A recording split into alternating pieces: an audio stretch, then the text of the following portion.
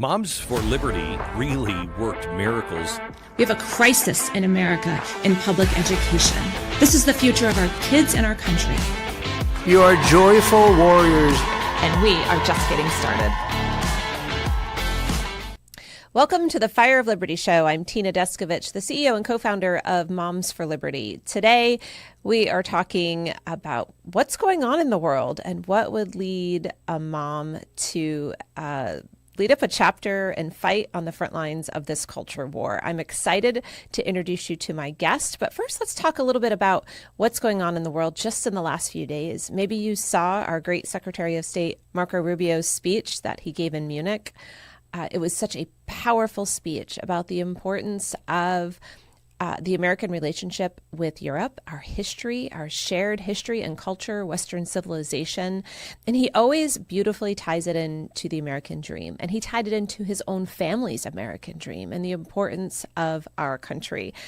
In contrast, we had AOC over there also in Munich, blabbering about who knows what, championing Marxism, socialism, and then her counterpart in New York City, Mondami, continually speaking about the warmth of the collective. There's such a stark contrast going on in America today.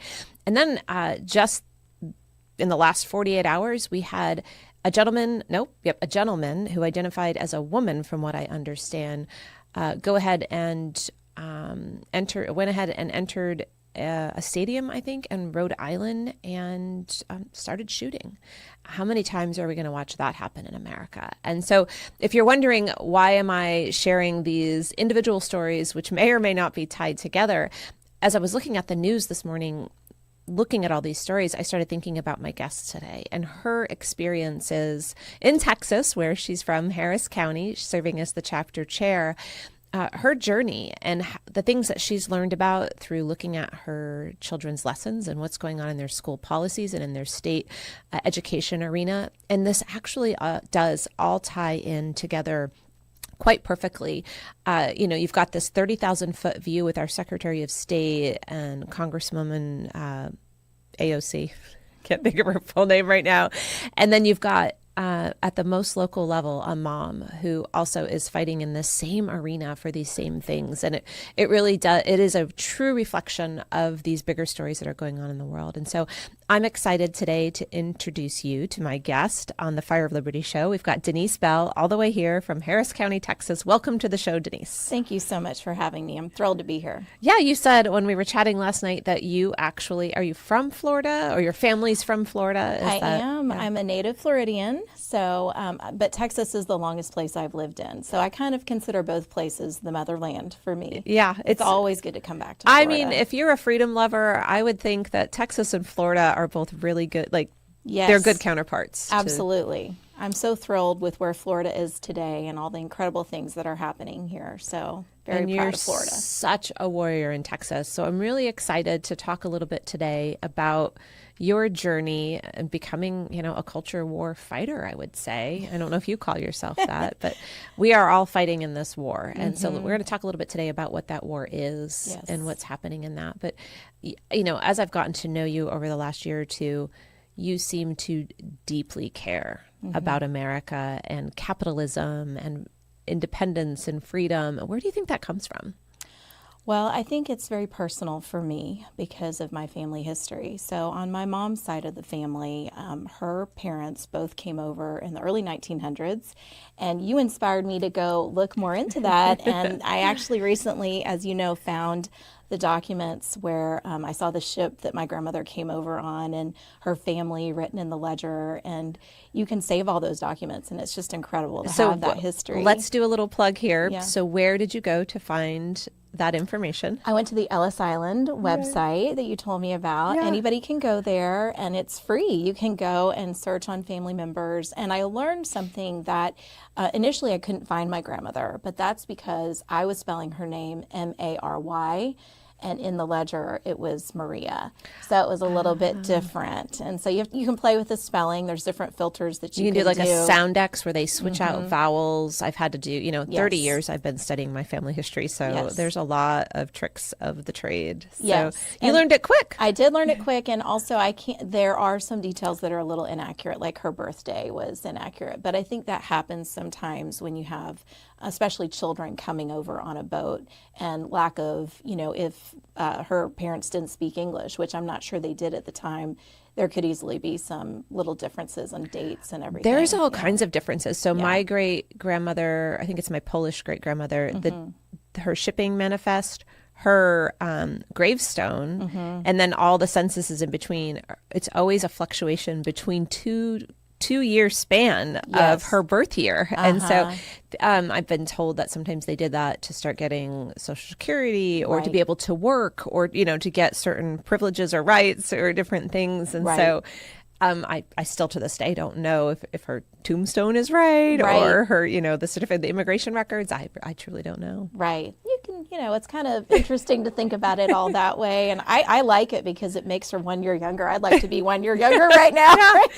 But, it's personal for me because on my mom's side of the family, her mother, her extended family, and then her father's siblings all stayed behind in Slovakia. At the time, it was the Austro-Hungarian Empire when my grandmother immigrated. And I think actually it said they were coming from Hungary, but they're really Slovakian by ethnicity.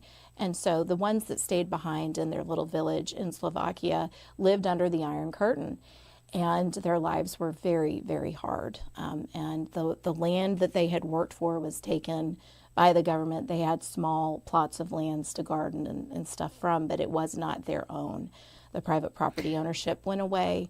And what stuck with me as I was older, I remember my aunt and uncle would go over and make some trips. And this may have been even shortly before the Berlin Wall came down and then after.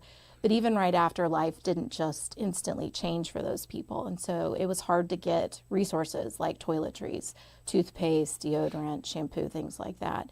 Their lives were very difficult and hard, whereas my grandparents were able to come here and build their dream life. They were not well educated in the sense of formal schooling, but they were both, well-read, very bright, hardworking individuals. And my grandfather learned a trade. He did tiling, and he did it well. He was a craftsman. He took pride in his work. And then he was able to buy land, and he had orange groves. And so that is how he earned his living. Very hardworking, salt of the earth kind of man. And then my grandmother was also very hardworking and really took pride in her home. And she could live off of the land. She made her own soaps and, killed her own chickens. And she did all this hand washing, like the scrubbing, So great. She was just an amazing, simple woman, but just a great, kind, godly, God-fearing woman. And so they came from good stock, I would Yes. say, but they, it sounds like they passed down to you their appreciation for the American dream and being Yes. able to fulfill it here in America. And that somehow, at even a young age, got deeply planted in your heart. It did. And what I see today and what I was starting to notice, I have 4 children, and my oldest is 20 and my youngest is 12. And so I was seeing more and more of a shift to framing history a certain way that the kids were taught through kind of a oppressor versus oppressed lens, and that the American dream was, a fallacy, and that we were living on stolen land, and that it's not possible to get ahead in America today. And that really pained me because it's not true, and it wasn't the experience of millions of immigrants just like my own family. Yeah, absolutely. And so you started, I guess, when did the light bulb go off? Because we all are kind of seeing this happening in social media posts or news stories, but and others will say, "Oh, that's not happening." Right. All right. That's not happening at all. Right. But we can just look at our social media and just say Happy Columbus Day on Columbus Day, and you can see hundreds, if not thousands, of comments just bashing and berating Columbus. What is wrong with you for supporting him? And you're immediately like, what's going on? Like that, Right. you can see it. But where did it start for you? When did you start to see the problem? Well, so for me, I was seeing kind of the destruction of society via the destruction of the family, via sexualization of our children. And so that was really the first thing that kind of got me locked in and activated, I guess. So when my son, one of my children was 10 years old, he was assigned a book to read. This wasn't library material, it was curriculum reading, and it was a book called Dragon Wings, which is actually a really good book. But at the time I was noticing that that particular 10-year-old of mine was reading nothing but books that had an oppressor versus oppressed narrative. So this book was about Chinese immigrants coming to the United States in the early 1900s. And there were some very mature subjects in this book. Again, he was 10, and the book dealt with things like prostitution, brothels, opium dens, and it called White's Demons. And, you know, whether that probably was historically accurate, that may be what Chinese Americans at the time thought of as whites or called them, but it was a very difficult, I didn't really want my son to learn all of these things at age 10, especially when there's so much other rich literature he could be reading. And again, the theme was always the oppressor versus oppressed thing. But that was the first book that really activated me and compelled me, and I really felt called by God to just look into this more. And so then I started noticing the prolificness of all of the sexually explicit material that was in our schools and the propaganda material. So to me, it was both sexually explicit content and propaganda type of material that was really shaping the narrative of our children with a steady, slow drip. You know, it's not just one thing that changes our students' view of the world. It's a slow, constant, very patient drip of information, a narrative that's given to our kids. So what do you think, though, if you go back to your 10-year-old son and this book that's, you say, is actually a good book, not appropriate, which is what Moms for Liberty is always arguing. Like, some of these books are perfectly fine for 16, 18, maybe not till you're 25, I don't know, but a 10-year-old necessarily, and your mom, and you know what he's ready for and not ready for. You now have to talk to him about brothels and prostitution at 10, which is maybe not something that he was ready for, and you're ready to have that discussion. Why do you think this is happening more and more in America? Well, again, I think it is about destroying the family. And if you look at the family and how, I will just say how Marxists view the family and why the family unit is so problematic for Marxists is because the family socially reproduces capitalism. We pass our values as Americans down to our children. The family unit is the best thing at doing that. And so in order to really transform our country into more of a collectivist Marxist state, the family has to be under attack. And we saw that in, the Soviet Union. The family was under attack there. In Mao's China, children were rising up against their parents. You're pitting children against parents all of the time. And so I think that is the primary reason why we see that. So let's back up a little bit, because we just made a huge leap for someone that may have just popped in and in watching this. Your grandparents not your grandparents, your extended family members lived behind the Iron Curtain. Your grandmother left at 3, but she was very connected still to her family. And so, and they witnessed and saw what happened under communism. And that, so make the connection for me between communism and Marxism. If there's someone that's listening and may not follow all this, like you're living and breathing it and fighting it right now, but you were throwing a lot of terms that people are just like, oh, we don't have oh my gosh, we're still talking about that, or they're crazy, there's Marxism. No, there's not. So let's back up just a little bit. Okay, so communism is a form of Marxism, which is collectivism. So the biggest way, or the umbrella way to look at this is, we live in a capitalistic or individualistic society where meritocracy, you work hard, and rugged individualism is what we currently live under. And for those that wonder why I'm saying it that way, Mondami in New York City recently gave a speech, or I think it was a lecture, swearing-in day speech, where he said, the warmth of collectivism over rugged individualism. Like individualism is this horrible thing. That's what's built our nation, is the hard work of people, of individuals. And that's not to say that families or, units are not important. They absolutely are. But we as individuals are what have built this country to be so great. And by hard work and sheer determination, we can produce amazing things. So collectivism has been around for centuries, and we saw the first revolution with collectivism with the French Revolution. But it was after that that the Communist Manifesto was written by Karl Marx and Engels. Engels was his buddy that helped him write that. And I think that was 1848, if I'm not mistaken. But there's different forms of Marxism. We think of, democratic socialism, there's socialism, there's communism, and people try to distinguish it. There are differences between those, but ultimately they are all about private property ownership being abolished. And communism and Marxism in general has always led in history to the consolidation of wealth and power into a few hands.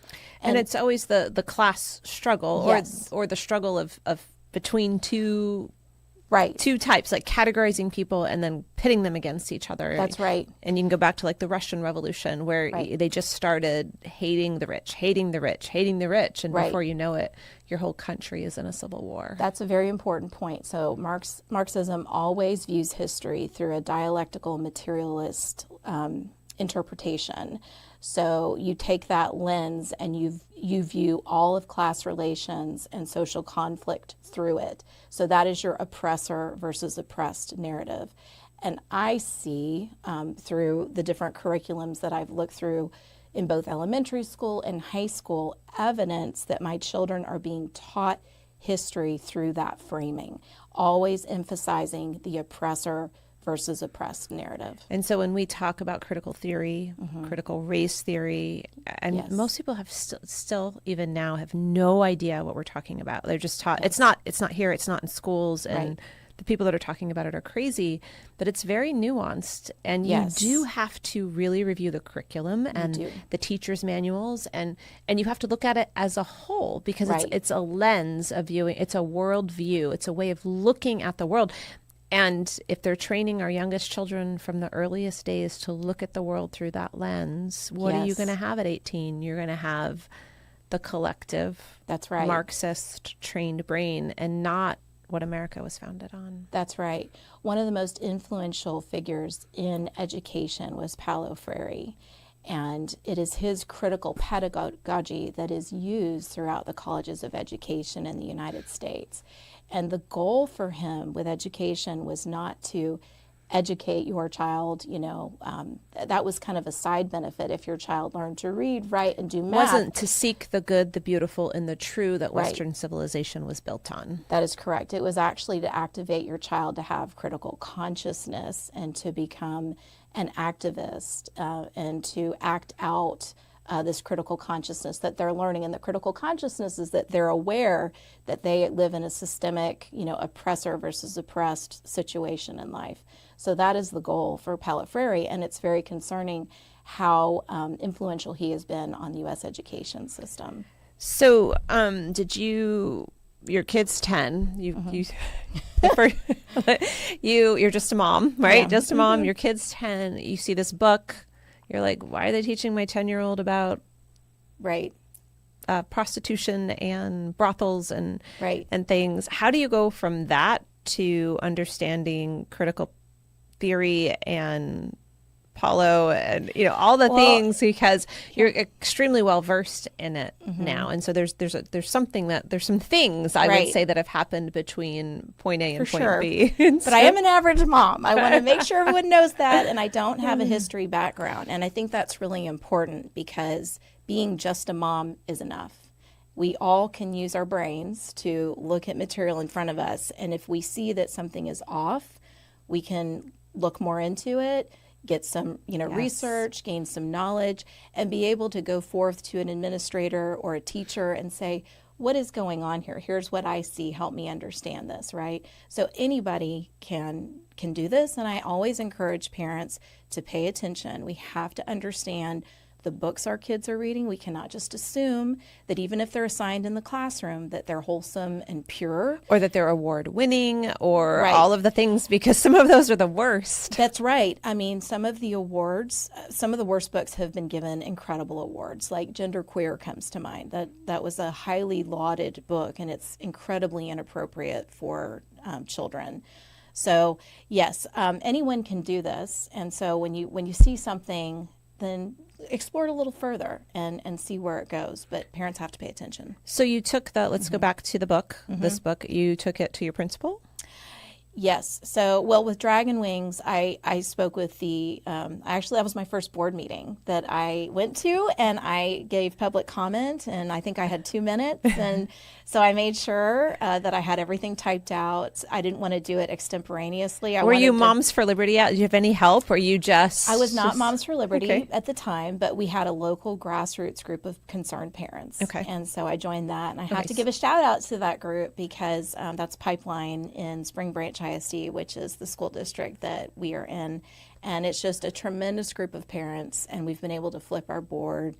And we are active and engaged, following board agendas, good. Trying to help shape board policy. And they're still active now? Yes. That's so great. And so I just want to say to people that are watching, of course, we want you to go to momsforliberty.org and join our organization, join a local chapter, start one.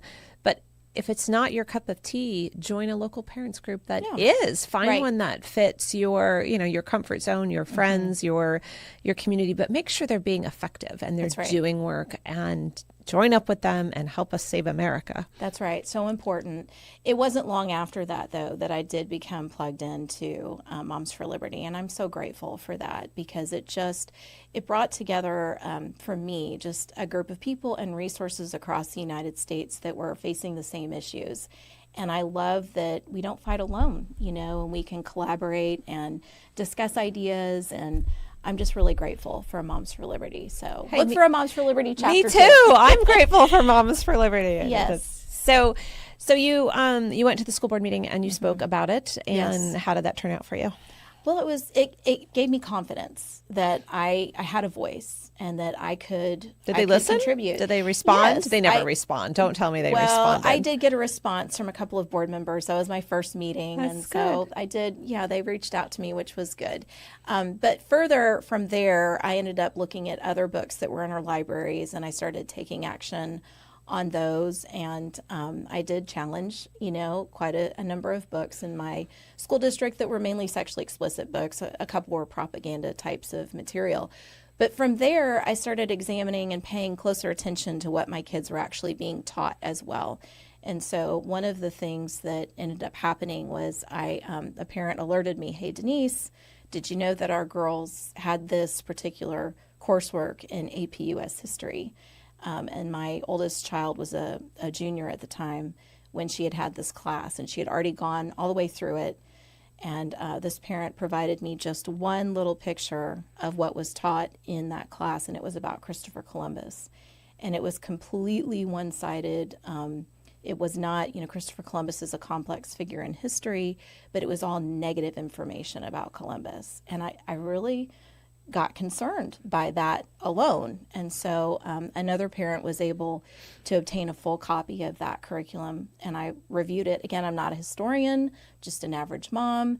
And I went through it, and I was able to find about 20 things just right off the bat that were problematic. Either they were historically inaccurate or they were taught in a very biased way. And it really upset me when I found that. So why do you think that's happening? So, we started the conversation talking about your ancestors from behind the Iron Curtain and what they've shared with you about the importance of America and the American way of life. Yes. We talk about you finding sexualized material too young in schools.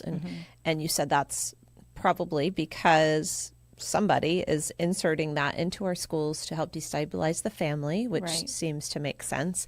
Now you're finding that there's curriculum and lessons that are trying to change what we believe is our history and the founding of America and our lore and what we've studied for years and heroes that we've honored. So you're starting to see some problems there. Why are you finding this in? Well, I think it's been happening for a long time, and we just were not aware. And I think it's gotten increasingly bad, probably in the last 2 decades. So was it like that when you were in school? I don't remember that at all. We did. In 1492, Columbus sailed the ocean blue. That's what we learned. We learned to honor and respect all our founding fathers. Right. Maybe I'm willing to admit that we didn't learn the whole picture. Maybe in high school we would have been ready to hear some of that George Washington owned slaves. Like I don't know that I was ever taught that. So I think there was some room there for growth in our education, especially in high school. But, I've told this story on the show a few times. It's funny because my start in all this was Christopher Columbus too. My middle school student came home with 100% plus on a project about Christopher Columbus. And I was like, good job. Right. You're so proud of you. Yes. And I opened it up and the teacher said, excellent work. And it was a wanted poster for Christopher Columbus. Like, you're like, whoa. Crimes against humanity on there. And then it was so distorted because it sent me down a rabbit hole of all these books with Christopher Columbus. Like, what did I learn? What's true? What's factual? And I became very well versed on it. Right. But as I went back like a year later and looked at it again, because I was still mad and frustrated about it, it said Queen Elizabeth, which is the whole wrong country from where he came, has set a bounty on his head. I mean, this is what he got. He was in 8th grade, an intelligent student. He got 100+% on it. Yeah, and I was like, what is happening? Right? What is happening in our schools? And so I saw it. You saw it. Why? Why is it happening? Because I believe it is a framing of history a certain way to produce in students this thought that our country is founded on stolen land and is systemically, racist, and we are oppressive towards people, and we are irredeemable and must be transformed into some other society, which I believe they are trying to make us a collectivist society, whatever flavor of that you want to call it, whether it's sounding nice like Mondami socialism or whatever.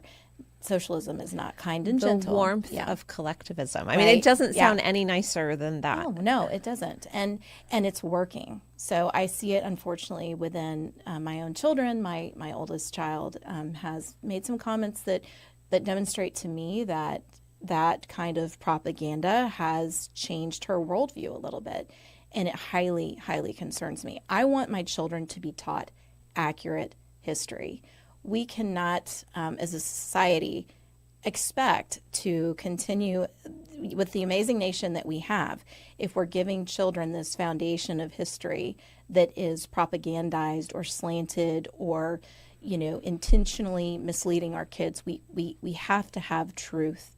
So I want, if there were things that were not taught to you and I as children that should be taught, absolutely. Let's give our children the truth. The truth sets us free, right? Jesus said that. You shall know the truth, and the truth shall set you free.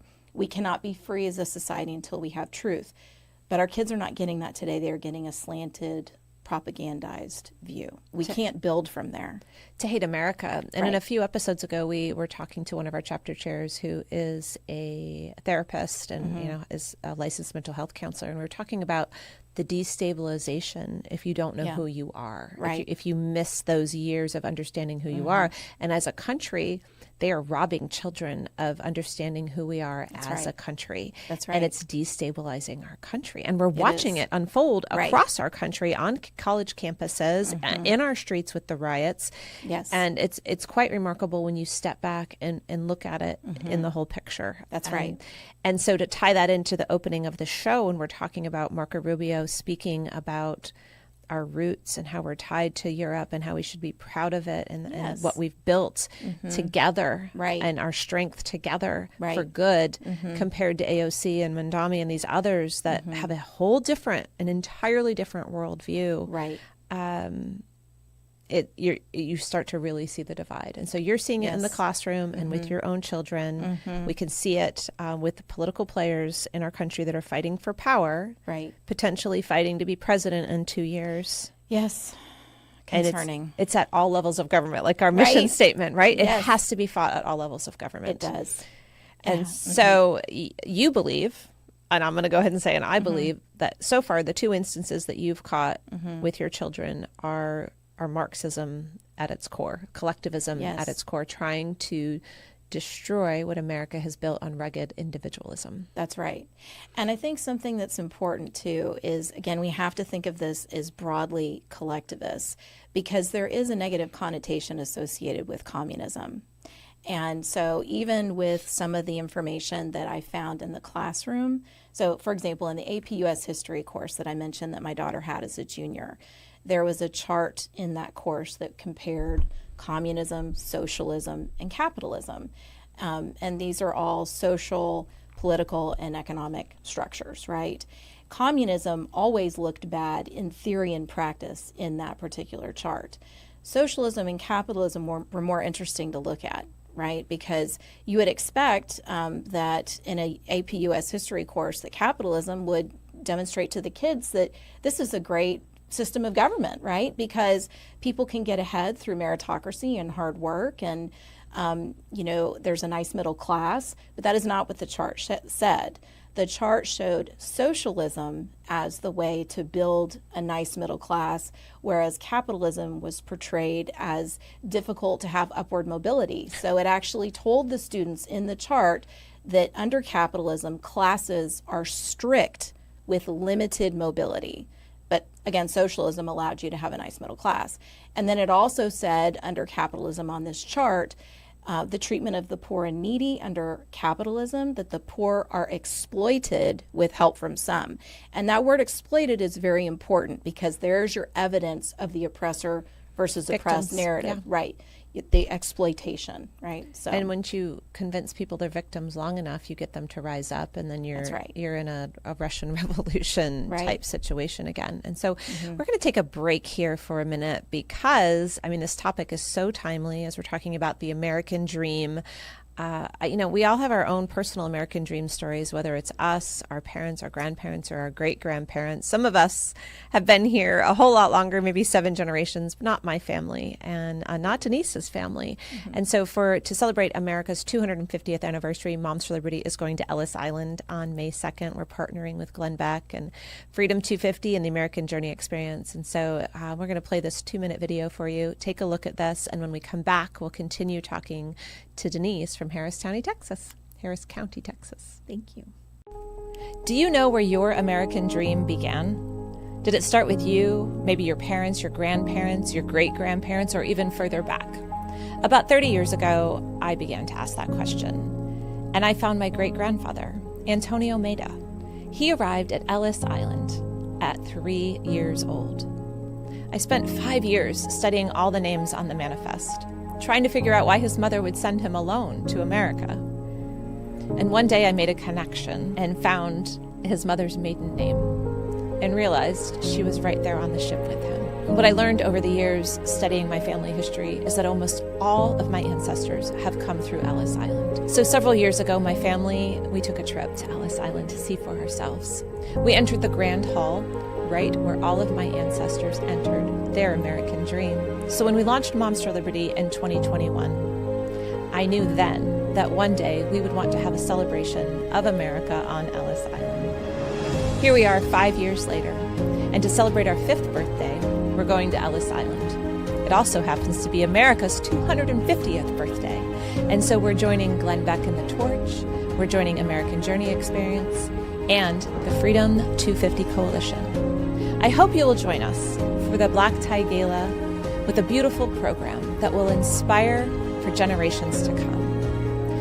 Towards the end of the evening, we're going to move outside for a program with the backdrop of the Statue of Liberty. The night will end with fireworks over the Statue of Liberty and an after party right there on Ellis Island. So come and join us on May 2nd, 2026, Ellis Island, New York, and come find your American dream story.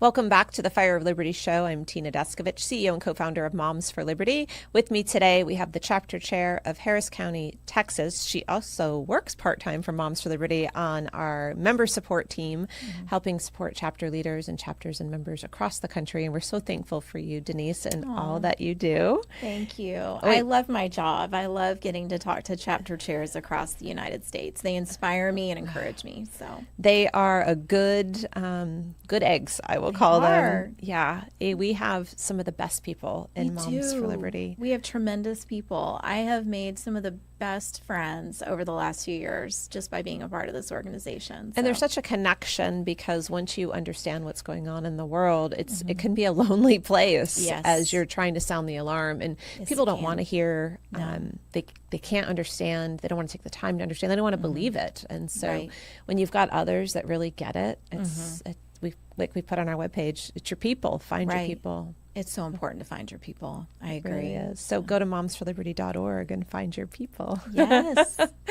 Always some self-promotion here on the podcast. So we were just talking, I guess, about collectivism and Marxism and how it is infiltrating our schools and all of America. And people don't want to see it. They don't want to believe it. And they want to put a tin hat and a helicopter above your head for speaking about it. Right. But you've been watching it. We've all been watching it in the classrooms, in assignments, and watching it build a whole story that's happening. Yes, that's right. And so you are starting to look more closely at AP history, which your child was in. Yes. You're seeing them talk about socialism and communism and say that capitalism, you're not socially mobile in capitalism, which is the craziest thing. Right. I mean, just for the record, I'm the first person in my family to graduate high school. And definitely the first one to go to college. Would I have had that opportunity years ago in countries where you couldn't just work hard for the American dream, 3 jobs in college, right, to finish, to get through. And I love that. It empowers you. It strengthens you. And it helps you move forward. And so many people have their American dream story. And dang it, there's folks that are trying to rob us of that and tell young Americans that, sorry, you're Black, you're Hispanic, you're poor, you're this, you're the victim. That's nothing you can do about it. It's America. It's unfair. And man, it enrages me. It enrages me too. And it's psychological manipulation, really, to keep people down, to think that they can't better themselves. And certainly, I mean, we can all say there are hard circumstances, right? Absolutely. And so that's the truth. But what Marxism in general does is it marries a truth to a lie. And the lie is that you cannot become, great in our country, and you can. And why do so many people want to keep immigrating here? It's because of the opportunity. We are considered the land of opportunity, and unfortunately, our kids aren't being taught that in school. But it is true. You can become anything in the United States. It's the American dream. So you're just a mom. Just a mom. Just a mom. You're finding these things, and you were telling me earlier that you are sitting on the committee. Help me translate the Texas language here. So in Texas, we have the State Board of Education, the SBOE, and right now they are reviewing the social studies curriculum, and they are going to be implementing a new social studies curriculum for K through 8th grade.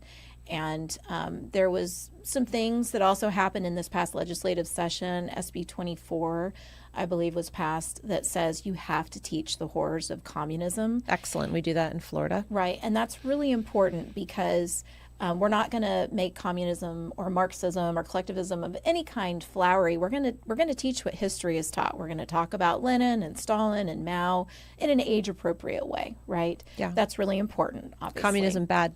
Right, exactly. So at the littlest level, they understand that. And it's just factually true. This is what's happened in history. There's never been a communist regime that's worked out well for the people.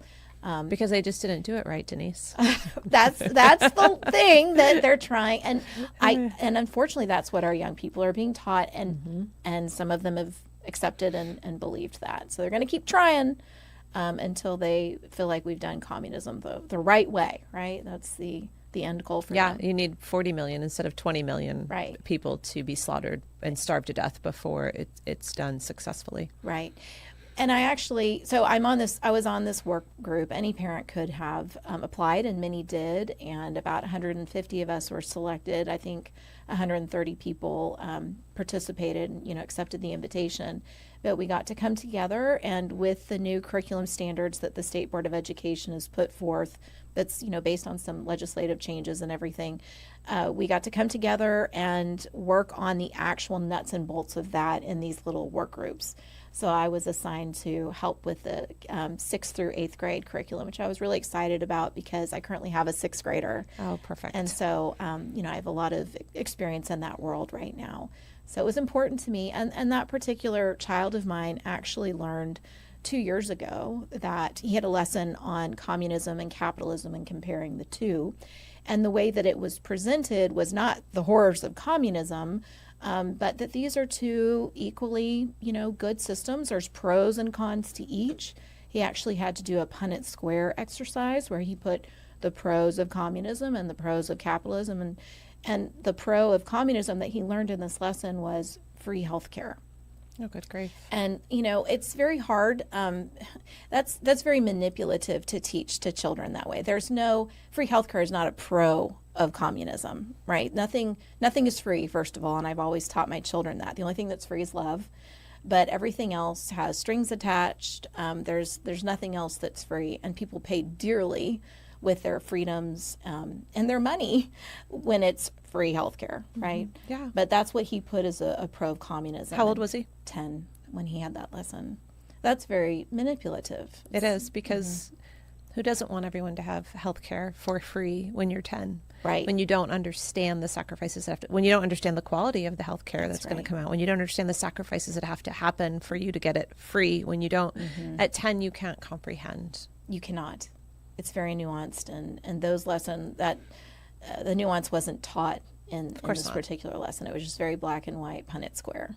So, and he came home with that in his backpack, and I found that lesson, and I'll save it forever, because it's an example. Just like my Christopher Columbus poster from my son, who's now 25 and married. I still have it at home because that was my starting journey to ask the questions, to serve on school board, to start Moms for Liberty. Like it all started with that Christopher Columbus poster and me going, what's going on in our schools? Exactly. So it reiterates the point that all parents, at a minimum, what we need to be doing, and I know we're tired. There are parents that are working multiple jobs, and I feel for all of us. It's tough to be a parent. But we cannot just, allow someone else to educate our child and not be part of the process. We have to be paying attention to the lessons. We need to be going to curriculum night. And if we don't get enough information there, we need to be asking our school districts if we can sit down and review the materials. And then if we find something in there, we need to feel empowered to take it forth to them and say, hey, I found this in the curriculum. I'm concerned about it. Can we talk about this? Yeah, I was going to ask you, I don't want to leave people feeling hopeless. What can you do? And you said go to curriculum night. Just about all school districts across the country allow you to come in and review curriculum. Will they make it easy? Probably not. Will they give you the teacher's manual unless you ask? Probably not, because that's where the really bad stuff is. Right. In Florida, by law, they have to announce that they're doing a curriculum review publicly in the newspaper. They have to have 2 public meetings for you to come in. They have to have it open outside of those public meetings and set a time for you to come look. They may watch you while you're reviewing it. They may only give you 1 hour, but I think just about every school district in the country does allow in some capacity a curriculum review. Right. But when I was on school board, it was so frustrating to me because I would put it out, please come help review history, and no one would show up. That's right. Like as Americans, as parents, we owe it. Like that's your civic duty. Go figure out what kids are being taught in your community, and are they being taught to hate America, because it's a real problem. That's right. So if they're being taught to hate America, or they're being confused on the joy of communism and the collective warmth and joy of communism, what specifically? So you've reviewed it. What can you do as a parent? Well, and I think taking it to the administrator, the teachers, and then the administrators of the teachers. And I still think even if you take it to the teacher, it's important to go to the district and the admin, because they're making the broader decisions about generally what curriculum is going to be taught in their school district. I think being at board meetings is really important. Even if you're not going to speak, your presence there signals that you're paying attention. And we should be. Even if you're not a parent, you should be paying attention to what's happening in your local school board. Your tax dollars are going there. And you might be insulted to know what's being taught there, but if you're not paying attention, what are you going to do about it, right?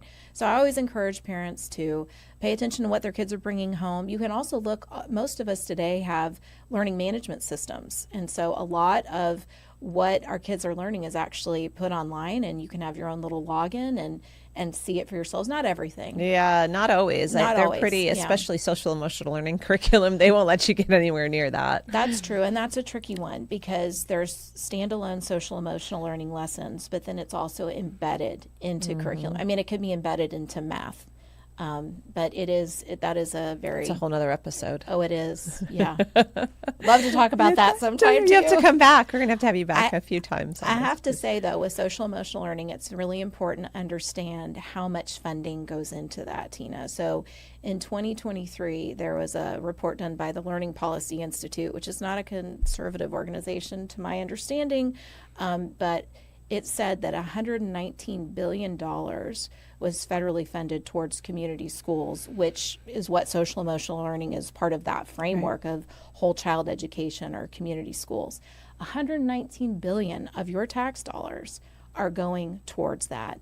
And that didn't include other things like ESSA funds. And I think collectively, all of the federal funding for 2023 was like $366 billion, or it was some astronomical number. There's a lot of money going towards that, and parents do need to pay attention. They really do. Another reason for the Department of Education to be dismantled because kids can't read, right? A third are reading on grade level, and yet they're putting over $100 billion, you just said, into That's right. SEL over teaching them to read. If you're going to, if the federal government's going to get involved, can you please do something constructive to help them advance their learning opportunities? All right. There's one more area I want to discuss with you because was it last year? Like I get this video of you speaking at a school board meeting, I think, and it just went viral. Yes. And then before I knew it, your governor was retweeting it and commenting and opening an investigation. Yes. So tell me about this. So we had a sweet family that approached us looking for some help and guidance, and they were was really just a devastating situation for them because in the particular school district they were in, which is Houston Independent School District, which is the largest school district in the state of Texas. Wow. And one of the largest ones in the nation. But in their school district, their daughter was being socially transitioned by multiple teachers and potentially the school counselor. They were kind of at a loss of what to do. And so they came and shared their story with me, and they were taking some action, and they couldn't publicly speak at a board meeting. And so they asked me to speak on their behalf. And so they wrote their story out for me in their statement. And I was happy and honored and quite frankly humbled to go and read their statement to Houston Independent School District. I only had 1 minute.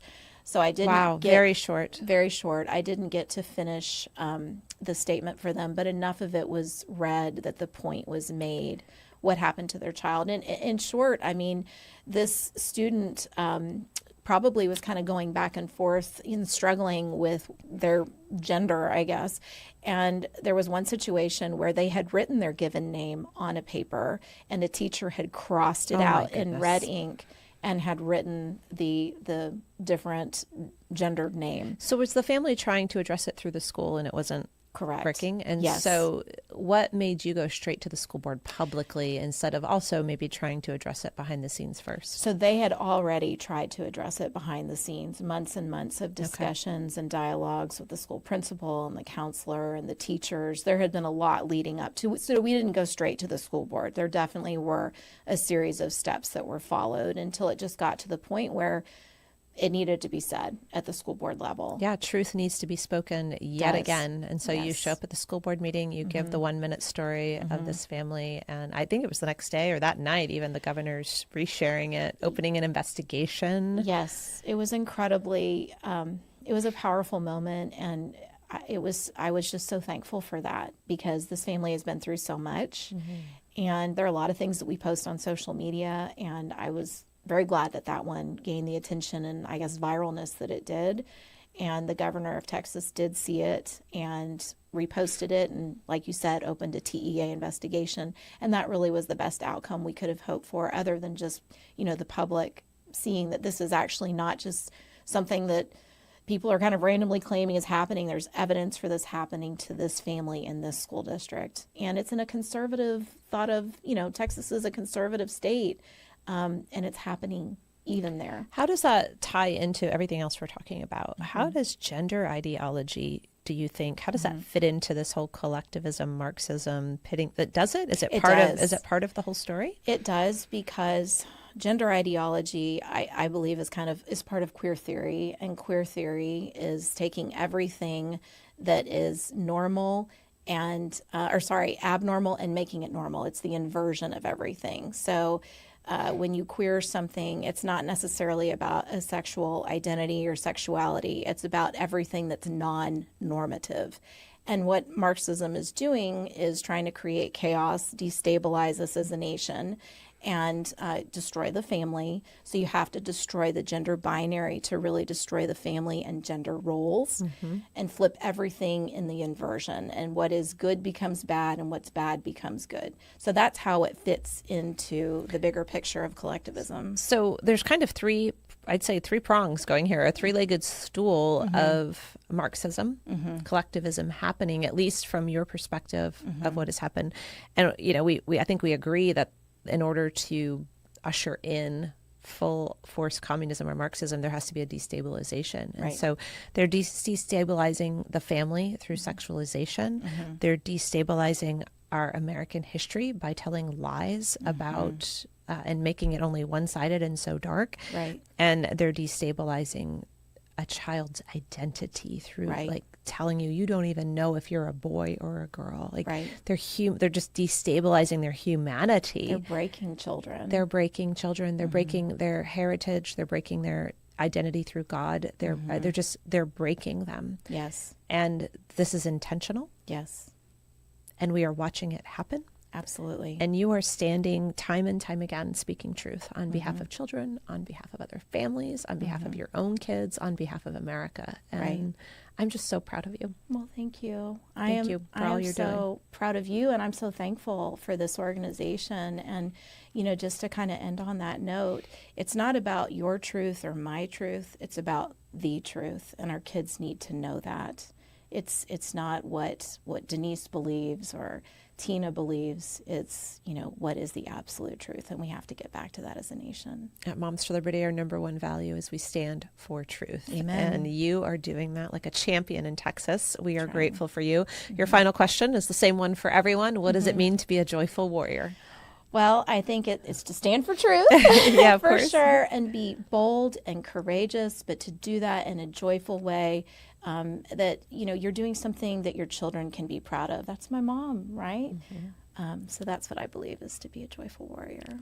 Perfect. And that wraps up this episode of the Fire of Liberty show with Denise Bell from Harris County, Texas. She's our chapter chair there. She also works for Moms for Liberty on our member support team, supporting chapter leaders, chapters, and members across the country. We are so thankful that you have joined us today. We ask that you join us every Wednesday, 10 a.m. live, or catch us on Apple or Spotify after. Please follow the show. If you liked this episode, please share it. Write a comment in there. Let us know. Send a message to Denise, thanking her for the great work she's doing in Texas, and to all the moms that are dedicating so much time right now to saving this country. They deserve your accolades. And so I am Tina, the CEO and co-founder of Moms for Liberty, and we ask that you join us again next week.